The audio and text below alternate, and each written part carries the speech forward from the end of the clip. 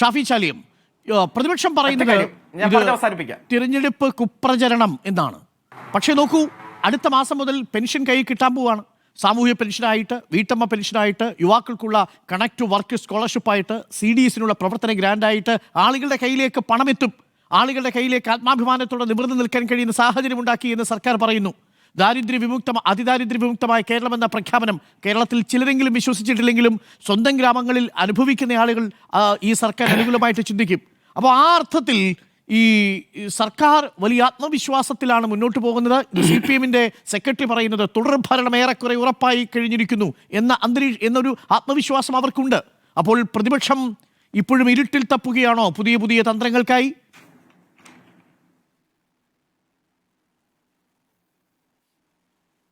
ഇവിടെ നമ്മുടെ CPMന്റെ പ്രതിനിധി, നമ്മളെ സുഹൃത്ത് പറയുകയുണ്ടായി, പ്രകടനപത്രികയിൽ പറഞ്ഞ 600 കാര്യങ്ങളിൽ 580 നടപ്പായി എന്ന് പറഞ്ഞു. പ്രകടനപത്രികയിൽ പറഞ്ഞ കാര്യങ്ങളാണോ കൂടുതൽ ഇവിടെ നടപ്പായത്, അല്ലെങ്കിൽ പ്രകടനപത്രികയിൽ പറയാത്തത്? കെട്ടിട നികുതി കൂട്ടുമെന്ന് പ്രകടനപത്രികയിൽ പറഞ്ഞിരുന്നോ? വൈദ്യുതി കരം 5 തവണ കൂട്ടുമെന്ന് നിങ്ങൾ പറഞ്ഞിരുന്നോ? വെള്ളക്കരം കൂട്ടുമെന്ന് പറഞ്ഞോ? OP ടിക്കറ്റിന് വില കൂട്ടുമെന്ന് നിങ്ങൾ പറഞ്ഞോ? വാഹനങ്ങളുടെ പെർമിറ്റിന് തുക 10 ഇരട്ടിയാക്കും നിങ്ങൾ പറഞ്ഞോ? ചെറുകിട കൂടുവണ്ടികളിൽ ബ്രാൻഡ് നെയിം എഴുതി വെക്കുന്നത് വളരെ ചെറിയ പൈസ ഉണ്ടായിരുന്നത് ഒറ്റയടിക്ക് 25 ഇരട്ടി കൂട്ടി ഭരണഘടനയിൽ പറഞ്ഞിരുന്ന എവിടെ നിങ്ങൾ പറഞ്ഞത്?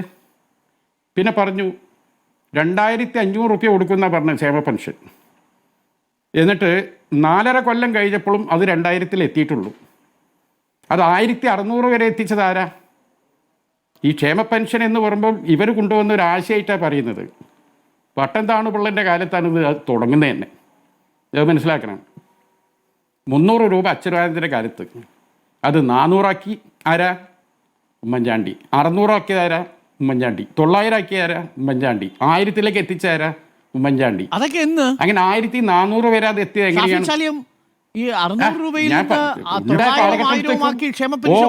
ഉമ്മൻചാണ്ടി സർക്കാരാണെന്ന് നമ്മുടെ മുമ്പിൽ തെളിവുകളില്ല. എൻ്റെ കയ്യിൽ തെളിവുണ്ട്. അതിന് കുറേ സമയം വേണ്ടി വരും. മനസ്സിലായോ? അതൊക്കെ ഒരു ഫയലാക്കി വെച്ചിട്ടുണ്ട്. ഇത്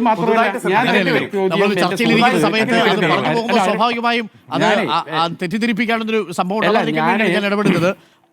ഞാൻ മനസ്സിലാക്കിയിടത്തോളം നമ്മുടെ മുമ്പിലുള്ള സർക്കാരിന്റെ പഠിക്കുകയും പരിശോധിക്കുകയും ചെയ്തതിൽ 100 രൂപ വർദ്ധിപ്പിച്ചു എന്നുള്ളത് സത്യമാണ്. ഉമ്മൻചാണ്ടി സർക്കാർ അത് 600 രൂപയാക്കി. 500 രൂപയായിരുന്ന VSന്റെ കാലത്തെ പെൻഷൻ 600 രൂപയാക്കി. അതിൽ ചില മാസങ്ങളിൽ കുടിശ്ശിക വന്നു, ചില മാസങ്ങളിൽ 18 മാസം വരെ മറ്റു പല പെൻഷനുകളും കുടിശ്ശിക വന്നിട്ടുണ്ട്. ഇതെല്ലാം കൂടി ഒരുമിച്ചാക്കി എന്നുള്ളതാണ് തോമസ് ഐസക്കിന്റെ കാലത്ത് സംഭവിച്ചത്. അത് നിങ്ങൾ പറയുന്നത് ശരിയാണ്. പക്ഷേ 600 രൂപ 1000 രൂപയാക്കി ഉമ്മൻചാണ്ടി വർദ്ധിപ്പിച്ചു എന്നൊക്കെ പറഞ്ഞാൽ അത് വാസ്തവമല്ല. ഷാഫി ചാലിയും, ഞാനേ ഒരു സാധനം നിങ്ങൾക്ക് ഇട്ടുതരാം. അതിലെല്ലാ തെളിവും ഉണ്ട്. ഇല്ല ഷാഫി ചാലിയും, അങ്ങനൊരു തെളിവിന് സാധ്യതയില്ല. കാരണം ഇത് നിയമസഭയിലെ തോമസ് ഐസക്കിന്റെ ബഡ്ജറ്റിന്റെ പ്രഖ്യാപനം നമ്മുടെ മുന്നിലിരിക്കുക. ആ ഗവൺമെന്റ് ഉത്തരവ് നമ്മുടെ മുന്നിലിരിക്കുക. അതിനെ മറികടക്കുന്ന ഒരു തെളിവ് പ്രതിപക്ഷം തന്നിട്ടില്ല. ഷാഫി ചാലിയത്തെ ആരോ തെറ്റിദ്ധരിപ്പിച്ചു. പക്ഷേ ഷാഫി ചാലിയ ഒരു കാര്യം സത്യമാണ്. ഈ സാമൂഹ്യക്ഷേമ പെൻഷൻ, വയോജന പെൻഷൻ വാങ്ങുന്നതിനോടൊപ്പം മറ്റു പെൻഷൻ വാങ്ങുന്നത് കൂടി കൂട്ടിച്ചേർത്ത് 80 വയസ്സിന് മുകളിലുള്ളവർക്ക് ചിലപ്പോൾ 1000 രൂപയും 1200 രൂപയും കിട്ടിയിട്ടുണ്ടാവാം. പക്ഷേ അത് ശതമാനം വളരെ വളരെ ചെറുതാണ്. ഇത് മൊത്തം കിട്ടിയതാകെ 32 ലക്ഷം പേരേ ഉള്ളൂ. LDFന്റെ കാലത്ത് ഇപ്പോൾ 62 ലക്ഷം പേരാണ്.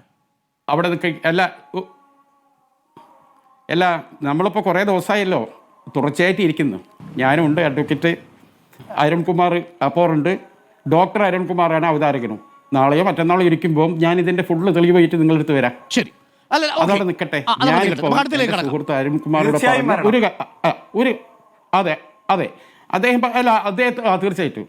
അപ്പോൾ ഞാൻ അദ്ദേഹത്തോട് ചോദിക്കുന്നത്, ക്ഷേമ പെൻഷൻ 2500 ആക്കും എന്നാണ് നിങ്ങളെ പത്രികയിൽ പറഞ്ഞത്. അത് 4.5 കൊല്ലമായിട്ടും 2000 എത്തിയിട്ടുള്ളൂ. ഒറ്റ കാര്യം സിമ്പിളായിട്ട് ചോദിക്കുക, ഉത്തരം നിങ്ങൾക്ക് പറയാൻ പറ്റും. പറയാം, ക്ഷേമ പെൻഷൻ 2500 ആക്കി പ്രഖ്യാപിച്ച് പൂർവ്വകാല പ്രാബല്യത്തോടെ കൊടുക്കാൻ നിങ്ങൾ തയ്യാറുണ്ടോ?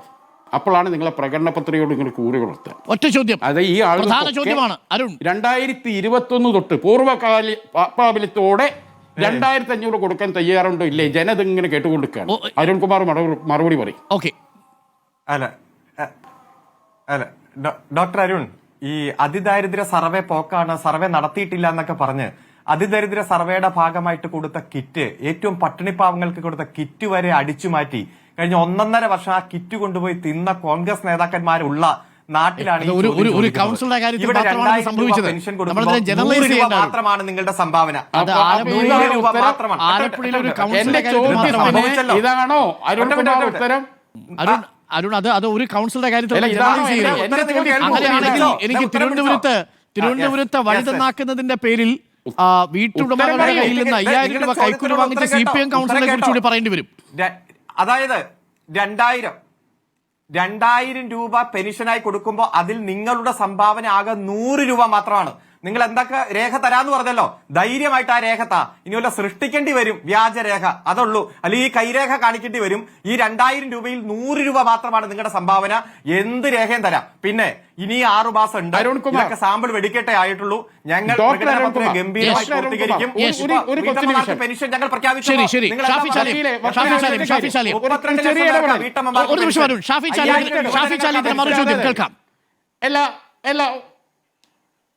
ഒന്നുമില്ല. നാളെ ഈ അരുൺകുമാറിനെ എന്നെയും വിളിച്ചൊരു ചർച്ചകൾ നടത്തുമോ? നാളെ അതിന് വല്ല സാധ്യതയുണ്ടോ? നാളെ വലിയ രാഷ്ട്രീയ വിഷയങ്ങളൊന്നും ഇല്ലെങ്കിൽ ഞാൻ തയ്യാറാ. ഞാൻ ഈ പറഞ്ഞതിനൊക്കെ കൃത്യമായ രേഖകളുമായി വരാം. ഞാനും തയ്യാറാണ്. നമുക്കത് ചർച്ച ചെയ്യാം, അതിന് തെറ്റില്ല. പക്ഷേ ഷാഫി ചാലിയം ഞാൻ അങ്ങനെ ഉപദേശിക്കുന്നത് അങ്ങനെ ഒരു ചർച്ചയ്ക്ക് അങ്ങ് പോകരുത് എന്നുള്ളതാണ്. അതിന്റെ കാരണം എന്തെന്ന് വെച്ചാൽ നമ്മുടെ കയ്യിൽ ബഡ്ജറ്റിലെ എന്റെ കയ്യിൽ ഉള്ള രേഖ ഉണ്ടല്ലോ ഇവിടെ. സാർ, നമ്മുടെ കയ്യിൽ സർക്കാരിന്റെ ഉത്തരവ് മനസ്സിലാക്കണം. ജിയോയും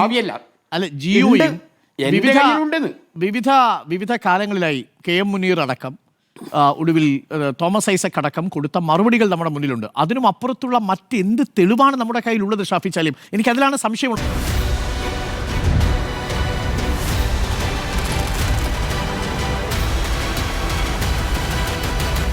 Debate with Dr. Arun Kumar.